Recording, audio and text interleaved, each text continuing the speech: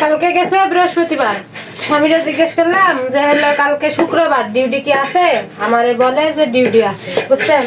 সকালবেলা রান্না করবার উঠছি, ওইটা জিজ্ঞেস করি ডিউটি যাব না, কয় না আজকে আমার ডিউটি নাই। তাহলে বলেন তো মনটা কি কয়, কি করবার মন চাই এরকম মানুষের? এরকম ফাজিল হলে কি চলে? একটু শুক্রবারের দিন ঘুম পাড়া চাইলাম আরাম করে, তাও ঘুম পাড়া হলো না। সাত সকালে উঠে এরকম রান্নার কাজে বয়ে বসছে।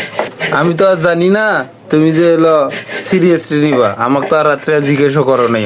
আমি তুমি তো তো ঘুমাইছি। আমাকে কয়েই দিলা ফোন দিয়ে যে আমার কালকে ডিউটি আছে, একটু রান্না বান্না করে থিও, কালকে আমার ডিউটি আছে, ভাত নিয়ে আসবো। এই জন্য তো আমি সকালে উঠলাম। তুমি আমার তো আর সবসময় মজা করো, তা তো আমি বুঝি না। আমার তো আর শরীর ছিল না, বুঝছো। আচ্ছা যাই হোক, খাওয়াই তো লাগবো। রান্না করতেছো, ভালো হয়েছে, করো। তাই বললে কি মানুষের একটু আরাম বিরাম কিছু নাই? তুমিও চাকরি করো, আমিও চাকরি করি, শুক্রবারের দিনটাও একটু মানুষ শান্তি ভাবে ঘুম পারবো না? সাত সকালে বিকেলবেলা উঠি রান্না বান্না করা লাগবো খাওয়ার জন্যে।